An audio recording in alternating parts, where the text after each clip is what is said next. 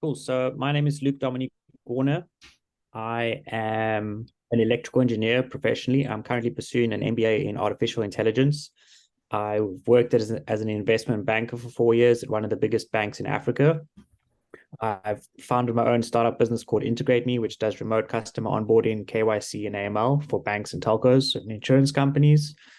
I've worked at a bunch of pre-IPO companies like Greensill Capital for supply chain finance, Safeguard for employer of record. I've worked as a CTO of Everflow Limited.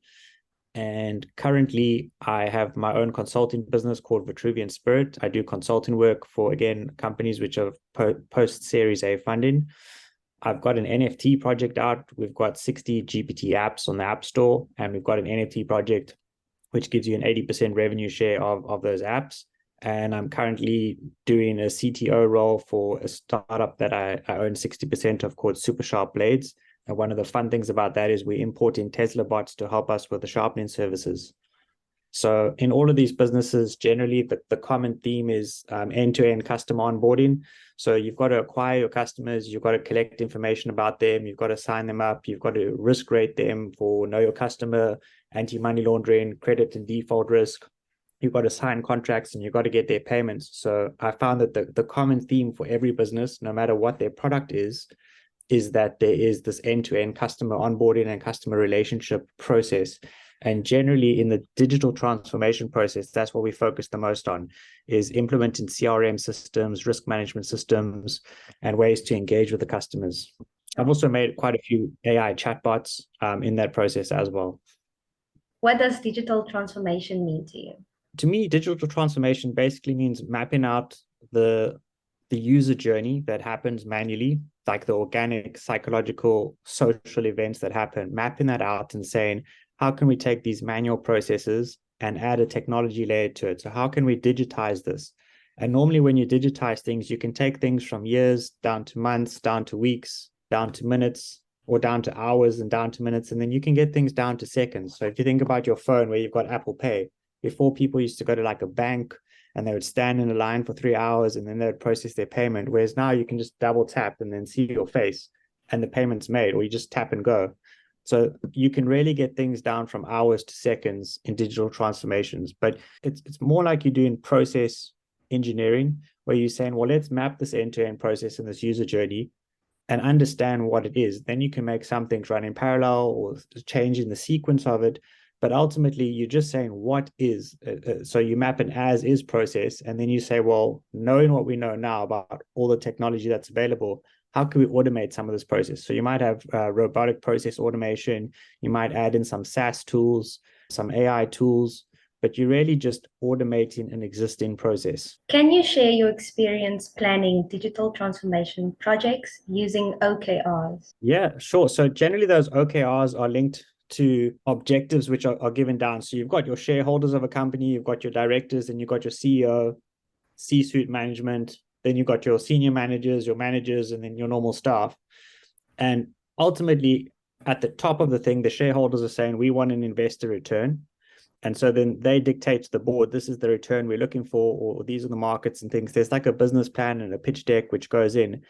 And then the shareholders choose the board. And they say to the board, these are your objectives. And then the board says, okay, these are very high level objectives. How can we break these objectives down into smaller chunks for, let's say you've got one big objective and you say, well, I've got to have 5 smaller objectives to reach that goal. And a lot of the time, the goal is growing customer acquisition, increasing customer retention, increasing revenue, and then you break those down further. So it's basically one person is asking another person for a task, they're delegating the task, and then somebody is subcontracting or sub-delegating that task to somebody else. So it's really like the SMART goals where you're saying, well, I've got a big vision or objective, but how do I break that down into an executional plan? And that's how it works. How do you track progress and measure the success of your digital transformation project? You define what good looks like at the beginning. You come up with success criteria. And generally, those success criteria will be what's the time differential that you've closed, or what's your capacity that you've increased. So one project I did for Greensill Capital, they were onboarding about 100 clients per month, and it was taking them 2 weeks to onboard a client. So we said, cool, we're going to bring that 2 weeks down to 2 minutes. we actually brought it down to 1 minute and 29 seconds, and we're going to increase your capacity to 100,000 clients per month that you can process. So then you've got so you have to measure.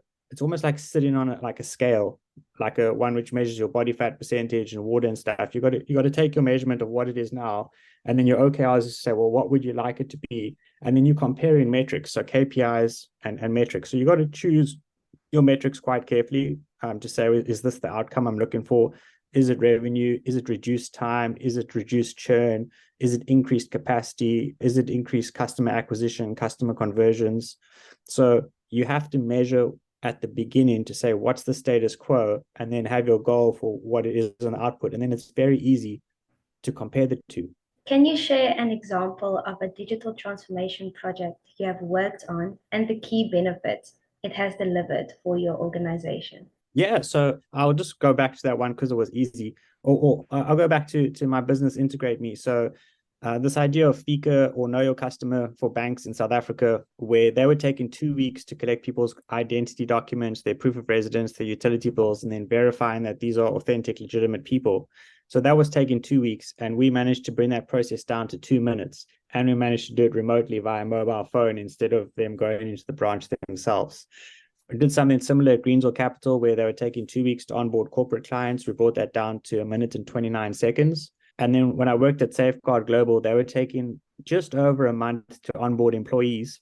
And we brought that process down to 3 days, just using digital transformation, just simple things like having a user interface, a self-service interface, just digitizing the process, making sure that it wasn't fax machine and email, and having a self-service interface where people could complete things. And in the background, you've got decision engines and just basic logic checks. Just having a form like a Google type form or a type form where you can get the information captured in the format that you want it in. It's very basic stuff. But if you don't have that, then you have unstructured data and you have unclear instructions to the user. So crafting a nice user experience is very helpful. How did you communicate these benefits to stakeholders and ensure they were realigned? You definitely, in the corporate world and setting, like, you need a business sponsor. So it's the stakeholder where the metric affects them the most. And you basically got to agree with them to say, well, this is the metric that you got at the beginning. Are you happy with it? And this is the metric you like at the output. Is that what you want? And then they've got to propagate to their teams to say, listen, this is the before and after that we're looking for. This is the journey that we're going on. So you really want buy-in from senior stakeholders so that they can sub-delegate to their team to say, well, this is why you should help these guys on this process, because our team is getting the benefit, and this is the benefit. These are the success criteria that we're looking for. How do you prioritize and allocate resources for digital transformation projects to ensure they are successful? So generally, you're always short on resources. So there's this concept of the minimum viable product. So as I said, something like as simple as a Google form or a type form is like £10 a month to get going. And like it's a start. But you want to focus on risk-weighted probabilities and impact assessment, Pareto principle, 80-20, where you just rank things and you say, what's the 20% of the effort that's going to give me 80% of the output? And there's also a different methodology called MOSCO, which is must have, could have, should have, or won't have. And you've got your product requirements document where people will give you all the feature requests, and you just say, well, is this a must have? Is this a should have? Is this a could have? And sometimes you just say you won't have this. But then you can also have your product roadmap where you say, well, cool, if this is a must have, is it in the next 3 months, 6 months, 12 months, 18 months? And so you rank it like that. So 80-20 rule, risk-weighted probability and impact assessment, MOSCO, and the product roadmap on timings. That is how. And you build the MVP first to say, well, is your initial concept actually giving you the results that you're looking for? And then you can add on the should haves and the nice to haves or the could haves.